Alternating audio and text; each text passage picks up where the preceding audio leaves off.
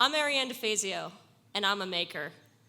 I believe in getting things done, getting your hands dirty, and making for the joy of making. And I'm not the only one.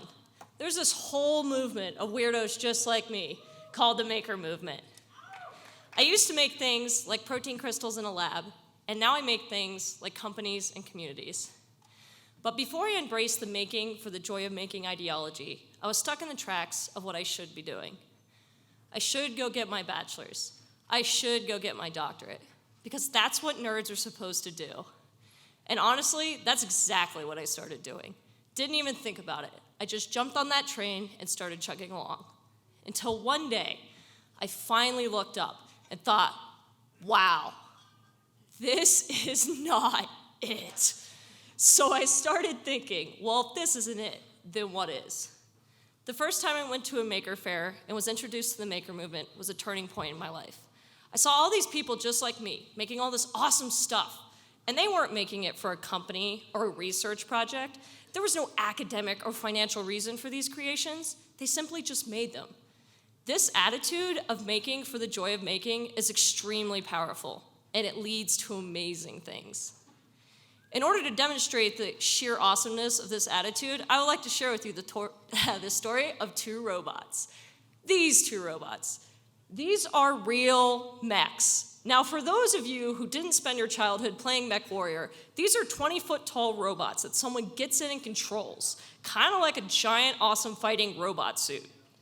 Some dudes out in California made this thing, and then they challenged the Japanese to a duel via YouTube, and the Japanese accepted. This is the Super Bowl of nerdiness, and I am so excited for it. But those mechs, they aren't about survival. They aren't about what should or needs to be done. They are about making for the joy of making. I'm pretty sure when those guys started building that thing out, they didn't have the intentions of making a play in international relations. But that's what they ended up doing. And not only that, but now NASA's involved. It's a ludicrous example, but it just goes to show you what happens when you start to make. All kinds of crazy and unpredictable but fantastic doors open up and pave the way for others. The maker movement is so important because it's the resurgence of this idea of making for making's sake. Because even though we are living in a time where the average person in a developed country has access to tech, tools, and info that would have only been available to the wealthiest of labs and research institutions, even just 30 years ago, we're also living in a time where people and governments are so bogged down with what they should or need to be doing, they don't do things for just exploration anymore. Take the personal computer revolution, for example. This was not brought to us by giant companies doing what should or needed to be done. This was brought to us by a bunch of kids messing around in their spare time. These kids had absurd visions for new technologies that at the time no one could care less about. But they hacked away at those ideas until they became massive companies and cultural phenomenons. We need more things like this. We need more unadulterated exploration and innovation. We all need to allow ourselves to tinker and play around. The beauty of the maker movement is not in the stuff it creates, because let's be honest, some of it's awful, but it's the spirit behind it. I feel that making is the one trait that all humans share. Regardless of age, socioeconomic status, or culture, we all feel that drive. We all make something, and even if we aren't making something right this second, we are thinking and dreaming about it.